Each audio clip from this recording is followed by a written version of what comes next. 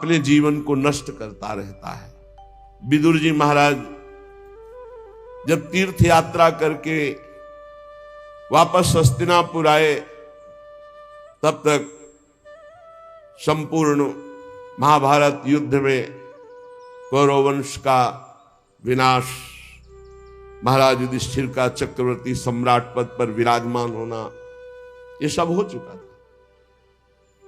आदर्श महाराज युधिष्ठिर जी बहुत जैसे प्राण आ गए हों ऐसे पूरा परिकर मिला।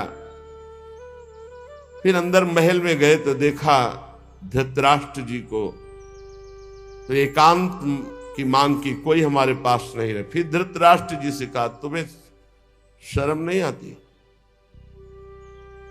तुम श्वान की तरह जीवन व्यतीत करो, अभी तुम्हें वैराग्य नहीं हुआ? बड़े कठोर वचन। ये कटु वचन क्या होते हैं? जाकर वैराग्य प्रज्वलित करते हैं। श्वान जैसा, जैसे टुकड़ा दे दो बस पड़ा रहता है। जिनको तुमने बचपन से नष्ट करने की कोशिश की, उन्हीं पांडवों के दिए हुए टुकड़े से पेट पाल कर अब कौन सा जीवन व्यतीत करना चाहते हो? उठो, अभी चलो हमारे साथ। महाराज धृतराष्ट्र भगवान की कृपा पात्र है, भगवान व्यासदेव जी द्वारा प्रकट है, कोई अज्ञानी नहीं है। युद्ध के पहले भगवान ने अक्रूर जी को भेजा था समझाने के लिए, जाओ धृतराष्ट्र को। तो धृतराष्ट्र को समझाया तो धृतराष्ट्र जी ने क्या उत्तर दिया था? बड़े ज्ञानी महात्मा धृतराष्ट्र जी, कोई साधारण नहीं है, वो लीला पात्र है।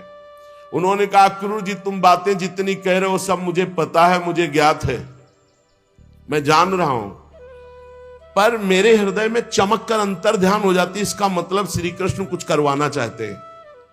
अक्रूर जी मुझे सब ज्ञात है जो आप बोल रहे हो, मेरे हृदय में बातें चमकती हैं और अंतर ध्यान हो जाती है, इसका मतलब श्री कृष्ण कुछ करवाना चाहते हैं। और अक्रूर जी जो श्री कृष्ण करवाना चाहते हैं उसे कोई नहीं रोक सकता। महात्मा है धृतराष्ट्र जी। एकांत में हिमालय की भूमि पर एक पर्णकुटी बनाए और योगाभ्यास कराए। साक्षात मूर्तिमान धर्म है विदुर जी।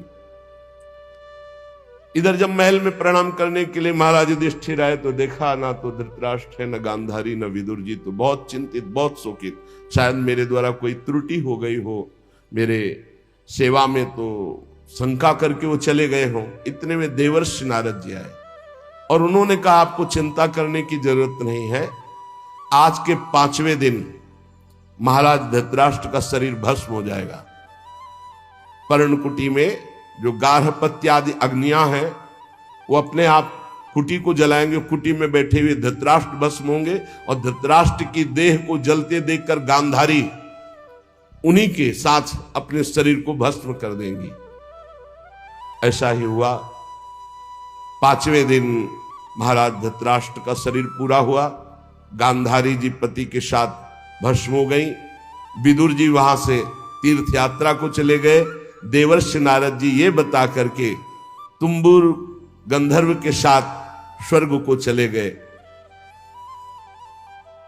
महाराज युधिष्ठिर एकांत में विचार करने लगे, क्या समय आ रहा है, सब नष्ट होता जा रहा है, ये लोगों का स्वभाव कैसे बदल रहा है। 7 महीना हो गए थे अर्जुन को द्वारिका गए हुए, अभी वापस नहीं आए थे। महाराज युधिष्ठिर ऐसे अपशकुन देखने लगे जिससे पता चलने लगा कि विनाश होगा। जिस समय जो ऋतु होनी चाहिए वो ऋतु नहीं, उल्टे समय में ऋतु। जब वर्षा होनी चाहिए तब सूखा, और जब वर्षा नहीं होनी चाहिए तो अपार वर्षा, फसल नष्ट हो जाना, लोगों को बड़ा दुख होना। और देखा कि प्रायः लोग क्रोधी हो रहे हैं, कौड़ी कौड़ी के लिए लोभ करने लगे हैं, झूठ बोलना स्वभाव बन गया है, मित्रता में छल और कपट हो गया है, माता पिता सगे संबंधी पति पत्नी इनमें परस्पर झगड़ा होने लगा है। इसका मतलब है कि विनाश काल उपस्थित हो रहा है। जिसको देखो वो दंभी बनता जा रहा है, पाखंडी बनता जा रहा है, धन की प्रधानता हो गई है। युधिष्ठिर जी बहुत चिंतित हुए। युधिष्ठिर जी ने भीमसेन से कहा कि अर्जुन को हमने द्वारिका इसलिए भेजा था कि वहां जाकर पुण्य श्लोक भगवान श्री कृष्ण क्या करना चाहते हैं इसका पता लगाकर वो हमें बताएं आके। 7 महीने बीत गए, भीमसेन तुम्हारे छोटे भाई गांडीव धनुषधारी अर्जुन अभी तक लौटे नहीं और अपशकुन मुझे बहुत दिखाई दे रहे हैं। क्या वो समय आ गया क्या जिसे मेरा दुर्भाग्य कहते हैं? अर्थात क्या द्वारिकाधीश भगवान श्री कृष्ण अपनी लीला स्मरण कर लिए? क्योंकि मेरा हृदय घबरा रहा है अपने आप। ये संपत्ति, ये राज्य, ये स्त्री, ये प्राण, कुल, संतान, शत्रुओं पर विजय, सब कुछ श्री कृष्ण कृपा से प्राप्त हुआ है। देखो देखो, वो आकाश में उल्कापात हो रहा है, पृथ्वी कंपायमान हो रही है, मेरे शरीर में भयंकर अपशकुन हो रहे हैं। पक्का कुछ न कुछ ऐसा हुआ है जो सुनने लायक नहीं है। पुरुष की जब बाईं जांग फड़के, आंख, भुजा बार बार फड़के तो समझ लेना चाहिए कोई विनाशकारी खेल होने वाला है। मेरी बाईं जांग, बाईं आंख, बाईं भुजा बार बार फड़क रही, भारी कोई अनिष्ट सूचना मिलने वाली है।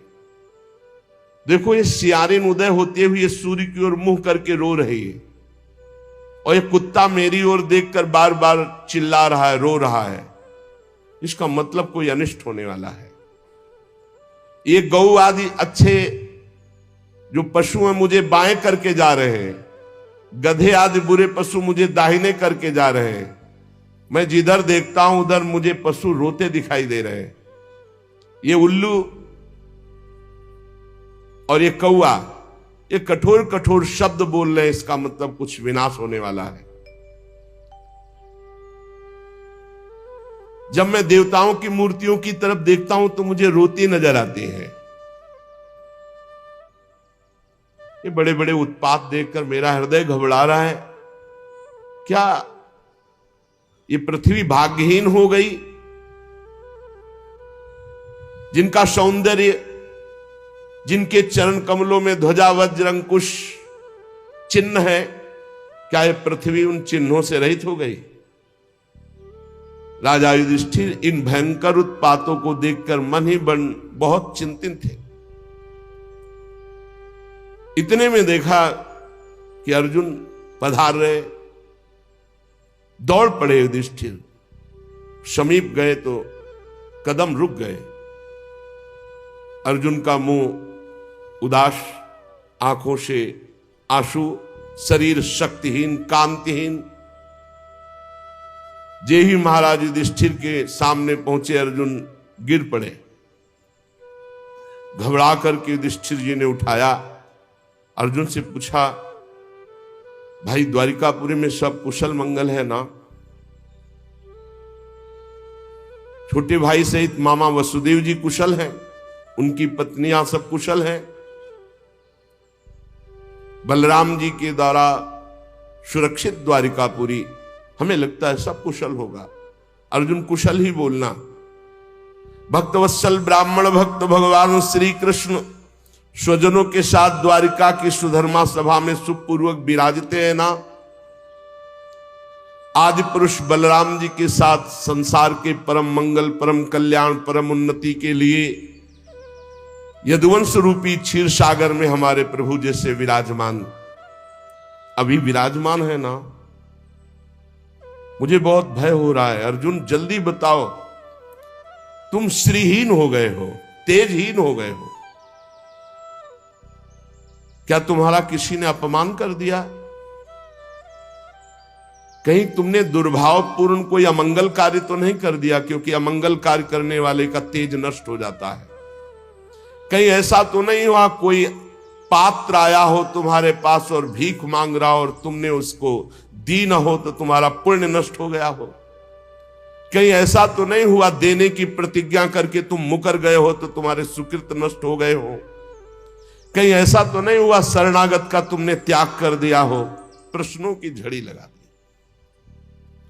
कहीं ऐसा तो नहीं हुआ अगम्या स्त्री का समागम कर लिया हो, कहीं ऐसा तो नहीं हुआ कि जिस समागम करने योग्य का अपमान कर दिया हो। बड़े प्रश्न किए, लेकिन मुझे लगता है कि ऐसा धर्म विरुद्ध आचरण तुमसे कोई हो ही नहीं सकता। बहुत संभल के बोलना, इस समय मैं बहुत घबरा रहा हूं, क्या हो गया, मुझे बहुत मानसिक पीड़ा हो रही। वैसे ही दुख से अर्जुन जी बड़े दुखी थे। जब इतने प्रश्न किए तो विषादग्रस्त आंसुओं की झड़ी अर्जुन की, शरीर कांप रहा है, मुख सूख रहा है, पीला पड़ गया है चेहरा, बस एकमात्र श्री कृष्ण के ध्यान में डूबे हुए हैं। काफी देर में साहस बटोर करके उन्होंने बोलना शुरू किया। अर्जुन ने कहा, महाराज मेरी आंखों से वो ओझल हो चुके हैं जो हमारे प्राण, हमारे जीवन, हमारे सखा, जो प्रेमवश रथ हाँकना, टहलना, दूत बनना, मित्रता का, अभिन्न हृदयता का व्यवहार करना, महाराज मैं लुट गया। प्रभु अंतर ध्यान हो गए। महाराज जिन्होंने मेरे ममेरे भाई का घनिष्ठ रूप धारण किया वो परब्रह्म परमात्मा है, मैं समझ नहीं पाया। जिन्होंने मेरे मित्र का रूप धारण किया वो मुझे ठग लिया। मेरा पराक्रम बड़े बड़े देवता नहीं सह सकते थे, आज क्षुद्र बन के भीलों ने मुझे परास्त कर दिया, लूट लिया। क्योंकि मेरा बल तो अंतर ध्यान हो गया ना। जैसे ये शरीर प्राणों से रहित मृतक कहलाता है महाराज, आज मैं वैसा हो चुका हूं। मेरे प्राण श्री कृष्ण अंतर ध्यान हो चुके हैं। मैंने उन्हीं के आश्रय से महाराज द्रुपद के घर में आए हुए कामोन्मत्त राजाओं का तेज अपहरण करके द्रौपदी को स्वयंवर में जीता। मैंने उन्हीं के आश्रय से गांडीव धनुष पर बाण चढ़ाकर मत्स्यवेद किया। भगवान की दिव्य शक्ति हर समय अर्जुन के साथ रहती थी।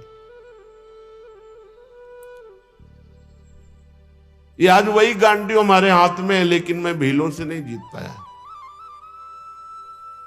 मैं लौट के आ रहा था भगवान के निज जनों को लेकर, लेकिन मेरे में सामर्थ्य नहीं रही, क्योंकि मेरे श्री कृष्ण अंतर दे। वही गांडीव, वही भुजाएं जिसके बल से खांडोवन को, इंद्र को भी रोक करके अग्नि को तृप्त किया। उसी से मैदानों की रक्षा की जो आपकी सभा में जल में थल, थल में जल का भ्रम करने वाली दिव्य सभा तैयार की थी। 10,000 हाथियों का बल रखने वाले जरासंध को ऐसे तिनके की तरह चिरवा दिया उन्हीं श्री कृष्ण ने भीम से। 20,000 राजाओं को मुक्त किया जो भैरव यज्ञ में बलि देने के लिए बंदी बनाए हुए था। महाराज हर तरह की विपत्ति में श्री कृष्ण सामने नजर आते थे। चाहे वो द्रौपदी को वस्त्रहीन करने के लिए कौरवों की सभा हो, या वनवास के समय दुर्योधन के षड्यंत्र से भेजे हुए 10,000 शिष्यों के साथ दुर्वासा ऋषि, हर समस्या का समाधान श्री कृष्ण थे। ये कई बार सुना चुके हैं दुर्वासा ऋषि का प्रसंग। बड़ा कठिन है किसी महापुरुष को प्रसन्न कर लेना, लेकिन जिनका भगवान से अनुराग नहीं वो लाभ नहीं ले पाते। 4 महीने दुर्वासा जी की बड़ी सेवा की दुर्योधन ने। दुर्वासा जी ने कहा, वरदान मांगो, चातुर्मास भर तुमने सेवा की, क्या चाहते हो? दुर्योधन ने ये विचार किया कि पांडवों का जड़ से नाश हो जाए, बढ़िया अवसर है। तो उनका ब्राह्मण हमारे ज्येष्ठ भ्राता महाराज युधिष्ठिर वनवास में है, आप 10,000 शिष्यों के साथ जाएं और उनका आतिथ्य स्वीकार करें। तब जब द्रौपदी जी बटलोई में प्रसाद पाले, द्रौपदी पालिए, फिर वहां कुछ नहीं। सिद्ध सूर्यदेव के द्वारा दी हुई बटलोई थी। तथास्तु कहकर दुर्वासा जी ठीक उसी समय पहुंचे जब द्रौपदी जी प्रसाद पाके बटलोई मार्जन करके रख दिया। शिष्य मंडली 10,000, आगे दुर्वासा जी महाराज धर्मराज जी के समीप पहुंचे, साष्टांग दंडवत किया। महाराज आइए, आज तो हमारे अहोभाग्य, आप कृपा करके दर्शन दिए। अब पूछना होता, महाराज प्रसाद पाल? हाँ हाँ, अभी यमुना स्नान करके आते हैं, अभी आते हैं, प्रसाद पाने। 10,000 शिष्य सहित यमुना जी स्नान करने गए। महाराज युधिष्ठिर द्रौपदी के पास गए और द्रौपदी जी से पूछा, प्रसाद पा लिया? हाँ, बटलोई मान के रख दी। मूर्छित से हो गए। द्रौपदी जी कौरव सभा से शरणागति पूर्ण पुष्ट हो चुकी थी। उठाया, आप ऐसी दशा को क्यों प्राप्त हो गए? तो उनका बटलोई में तुमने पा लिया, धो के रख दिया। 10,000 शिष्यों के साथ महाक्रोधी दुर्वासा ऋषि आते ही साप दे देंगे। अब क्या 10,000 के लिए कंदमूल फल भी एकत्रित नहीं कर सकते। द्रौपदी ने कहा, एक बटलोई का तुम्हें इतना भरोसा है?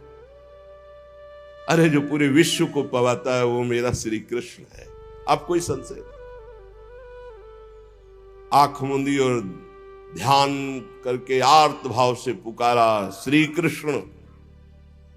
उनको कहीं आना जाना है? देखा पीतांबर फहराते हुए मुस्कुराते हुए चले आ रहे हैं। आकर के पहले कहा, द्रौपदी बहुत भूख लगी, कुछ पवा। समस्या पे समस्या। अरे महाराज, इसी समस्या से तो आपको याद किया है। नहीं कृष्ण ने बाद में, बड़ी भूख लगी, कुछ खाने को दो। द्रौपदी ने फिर गदगद कंठ से कहा, प्रभु ऐसे तो मेरे बड़े भाग्य है कि आप ऐसे कह रहे, पर प्रभु इस समय कुछ नहीं है, बटलोई मांझ के रख दिया। अच्छा तो जरा बटलोई लाना। ये कर तुम अकर तुम अन्यथा कर तुम, सर्व समर्थ भगवान का प्रताप देखो। कोई साधारण स्त्री भी जूठा पात्र थोड़ी धो के रखे कि रख दिया, उसमें सीख जरा भी शीत लगा हुआ है। फिर ये तो पतिव्रता है, देवी हैं, ये कोई स्त्री से प्रकट है क्या? द्रौपदी यज्ञ से प्रकट है। दूसरी बात, जब भगवान सूर्य ने कह दिया कि द्रौपदी के पाले के बाद कुछ नहीं बचेगा, तो कुछ नहीं बचेगा। लेकिन श्री कृष्ण है, एक साक का शीत निकाला। कहां से निकाला? बटलोई से। सिद्ध बटलोई, धुली बटलोई, ये है श्री कृष्ण। और कहा इतने में तो पूरा विश्व तृप्त हो जाएगा। जबान में रखा तो वहां मुनिमंडली जो यमुना स्नान कर रही थी, ऐसा फरा बड़ा आचमन करने की जरूरत नहीं। बोले जाओ, भीम से कहा भगवान ने, कह दो पकवान तैयार है, आओ महाराज। बोले महाराज, बोले जाओ तो तुम कहो जा करके। जो ही भीमसेन गए तो वहां सब दुर्वासा जिसका, महाराज रसोइये ने ऐसे सुंदर व्यंजन बनाए, आप पधारे। उनका देखो आचमन करने की जगह नहीं। वैसे तो अगर 2 मिनट लेट हो जाते तो हम सब भाग जाते यहां से, क्योंकि किसी के सामर्थ्य नहीं है। शिष्यों ने कहा, गुरुजी आदेश मत कर देना, आचमन करने की जगह नहीं। उनका वरदान मांगो। तो बोले जिस भाव से दुर्योधन ने भेजा था वो उसी भाव को प्राप्त हो जाए। विनाश के लिए भेजा था, उनका तथास्तु। अर्जुन जी कह रहे हैं, जिनके बल से बड़े भारी दुस्तर संकट दुर्वासा से हम बच पाए, जिनके प्रताप से हमने भगवान शंकर को अपनी बाहुओं से युद्ध रूपी पूजा करके तृप्त कर दिया। भगवान शंकर से भगवान शंकर से कोई एक सेकंड भी युद्ध कर सकता है? अरे प्रलयंकारी रुद्र हैं, इनके सामने कोई नहीं टिक सकता। बाहु युद्ध या जितने अक्षय तूणीर में बाण थे सब ऐसे लीन हो गए। जब बाण मारते ना तो शरीर में अंतर ध्यान हुआ। अर्जुन जी को लगा ऐसा किरात कौन सा वीर है कि जो हमारे बाणों को ही ली ले जा रहा है। जब एक भी बाण नहीं बचे तो गांडीव से प्रहार किया तो गांडीव भी अंतर ध्यान हो गया। अब उठा के वज्र जैसे घूंसों से प्रहार करना शुरू किया। जे भी भगवान शंकर ने प्रहार किया तो उनका रुक जाओ, 2 मिनट का समय दो, हम अपने आराध्य देव की पूजा कर ले, क्योंकि लगा कि इनके घूंसे से प्राण निकल जाएंगे। और मन में आया कि इतनी पीड़ा तो हमें कहीं किसी युद्ध में नहीं हुई, ऐसा कौन है जो मुझे कष्ट दे सकता है? तो उन्होंने कहा हाँ हाँ, जो तुम्हें करना है कर लो। तत्काल रज से एक लिंग बनाया, कुछ पत्र पुष्प जंगल के महादेव जी का, तो देखा कि जो पुष्प और माला डाली वो किरात के माथे पे। तो कहा प्रभु, तो बोले हाँ, यही मैं देखने आया था कि तुम मेरे दिव्यास्त्र को रखने लायक हो कि नहीं। ये पाशुपतास्त्र ये साधारण नहीं है जो मैं तुम्हें देने जा रहा हूं, विश्व का विनाश एक क्षण में कर देगा, बहुत होश में। यही मैं देखना चाहता। उस समय भगवान शंकर को भी मैंने तृप्त किया युद्ध में, वो भगवान श्री कृष्ण के बल से। यत्तेज साथ भगवान युद्ध शूली पाणिर विस्मापिता सगिरिजोस्त्र मदान निजम में, वो प्रसन्न होकर अपना निज अस्त्र मुझे प्रदान किया। महाराज, जिन श्री कृष्ण के प्रताप से देवराज इंद्र की सभा में देवराज के सिंहासन पर आधे पर बैठने का मुझे अधिकार मिला,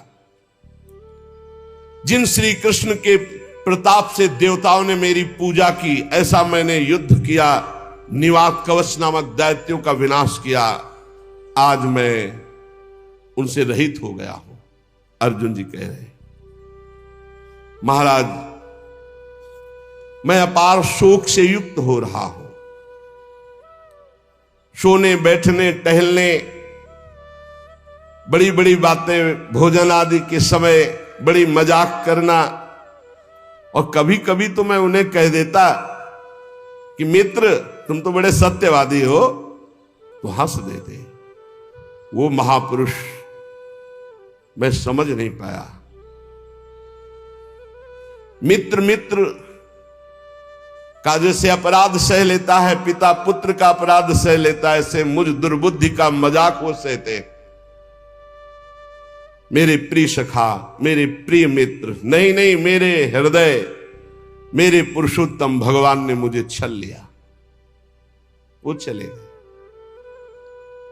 मैं उनके निज जनों को द्वारिका से साथ ला रहा था। मार्ग में दुष्ट भीलों ने मुझे एक अबला की तरह हरा दिया। मेरे में कोई बल नहीं, वही गांडीव, वही बाण, वही अर्जुन, कुछ नहीं कर पाया।